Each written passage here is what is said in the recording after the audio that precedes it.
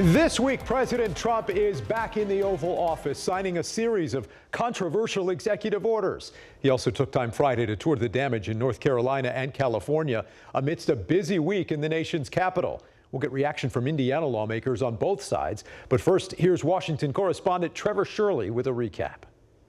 Within hours of President Donald Trump taking office, nearly everyone convicted of January 6th related crimes had their records wiped clean. So this is a big one. We hope they come out tonight, frankly. 14 others, including at least one person convicted for seditious conspiracy, had their sentences commuted. The president suggesting more pardons could be coming. We're looking at different things, but the commutations would be the ones that we'll take a look, and maybe it'll stay that way, or it'll go to full pardon. President Trump also signing dozens of other executive orders during ceremonies at the Capital One Arena and the White House. Could you imagine Biden doing this? I don't think so. The president cracking down on illegal immigration by reinstating his Remain in Mexico policy, where asylum seekers have to stay in Mexico until their case is heard. As Commander-in-Chief, I have no higher responsibility than to defend our country from threats and invasions, and that is exactly what I am going to do. One order ending birthright citizenship is already facing legal challenge as unconstitutional. Another order declaring a national emergency at the southern border. All over the world, they're emptying their prisons into our country. They're emptying their mental institutions into our country. It stops as of 1 o'clock this afternoon. Other executive actions included ordering federal workers back to the office full time, as well as ending government DEI hiring practices. Another says the U.S. government will only recognize two genders. The dawn of the golden age of America. That's what it's going to be. We're bringing it back. President Trump also signed documents intending to withdraw the U.S. from the Paris Climate Accords. That's also something he did when he was president the first time.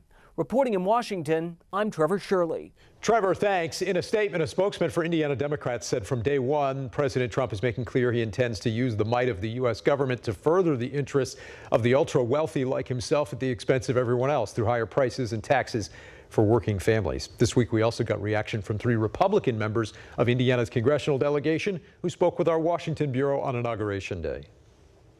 I am excited. It's going to be a great day for America, and it's a great day to have our new president and have him do the things that he's been talking about all along in the campaign trail. And now it's time to get to work and get it done.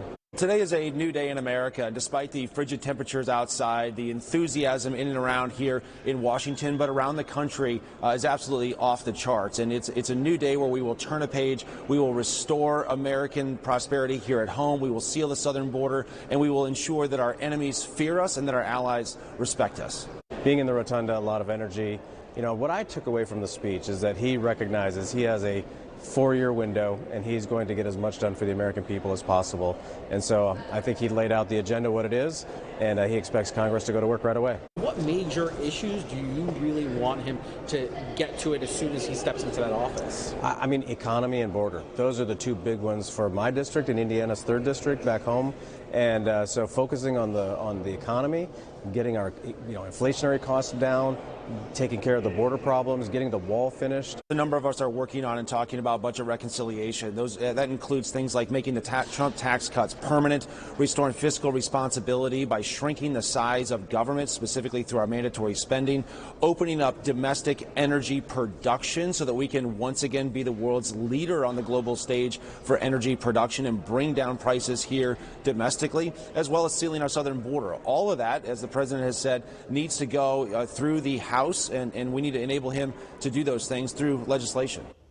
Okay, meantime, across the aisle this week, we spoke one-on-one with Indiana Congressman Andre Carson on Inauguration Day, who had a lot to say about the inauguration and about the president's flurry of executive orders on immigration.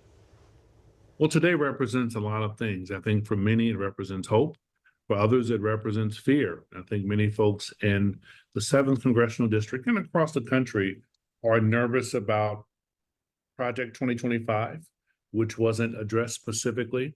I think their fears are very valid, but I want them to know that I'm still their congressman and I'm fighting for what's best for our district and our country. But today is also a day of hope. We're celebrating Dr. Martin Luther King Jr. He taught cooperation, he taught tolerance, he taught the importance of diversity. Today is a good time to remind ourselves of the lessons that Dr. King taught. We should not drink from the cup of bitterness and hatred. I think we have to lead as fellow human beings with a sense of discipline and dignity, and we have to keep moving forward. So I'm glad to see that there was a peaceful transfer of power today. And I hope that we can work together where possible to make our country better. But in the event that we see an attempt to push an extreme agenda, there are many of us, myself included, will push back. We have to make sure that these enforcements take place in a way that respects the law, but also respects the humanity, the dignity of fellow human beings. And I think while the attempt to do executive orders has its place, you can't run an administration through executive orders alone.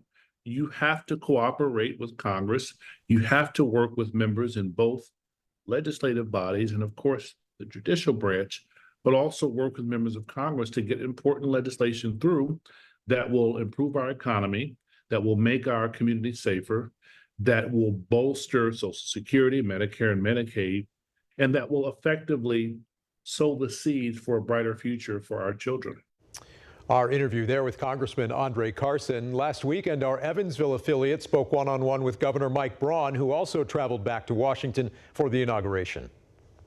As you know, I spent my last 6 years here, and it needs a big facelift, a lot of things to change, and I think there's that sense that on Trump's second term, a lot of things are afoot in terms of trying to change this place into being more responsive to Americans on a host of issues. So I intend to do my part as an enterprising governor back home and be as helpful as I can from there to the agenda here. Even in state government that's run pretty well, you're going to have things that need to be changed and addressed. And we came out of the gate fast. We'll continue to do it, but I think most of the dividends will be over time when you run a state more like a business as opposed to the way this place has been run for several decades. Governor Braun will give his first State of the State address Wednesday night at 7 o'clock, where he's expected to outline his agenda for 2025. We'll have coverage right here next week. Meantime, Braun also signed several executive orders this past week dealing with health care and abortion. State House reporter Hannah Adamson was there. For his third round of executive orders, Governor Mike Braun focused on the state's healthcare system, providing a slew of measures he hopes will boost accountability and transparency across the board. There's so much room for improvement. Following through on a campaign promise, Governor Mike Braun signed an executive order directing state agencies to improve price transparency in healthcare. Hospitals blame insurance companies for it. Insurance companies blame hospitals for it.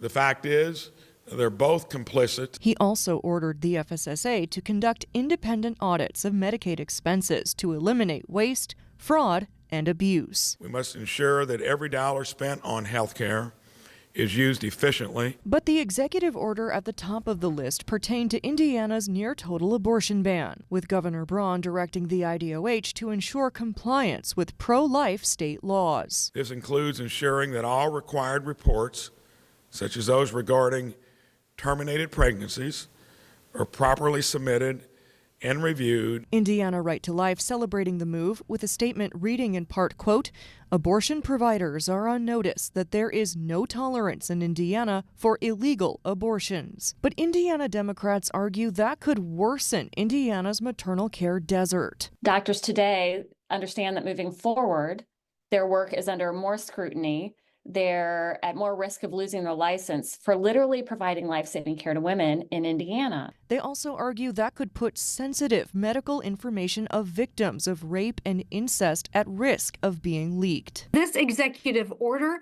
is only going to add insult to injury. Braun's push for transparency comes as his administration is calling on providers to pull advertising for Medicaid services. If that program wants to stay in place, for those that can't afford health care, we're going to have to do a better job at running it as opposed to inviting more people to come onto it. We're told to expect another round of executive orders next week, this time pertaining to education. Reporting from the State House, I'm Hannah Adamson. All right, Hannah, thanks. Coming up next, more coverage from this week's inauguration. We'll hear from two of our panelists who were there in D.C. Then later, Indiana lawmakers discuss the issue of social media, just as officials in Washington explore what could happen next with TikTok. Stick around.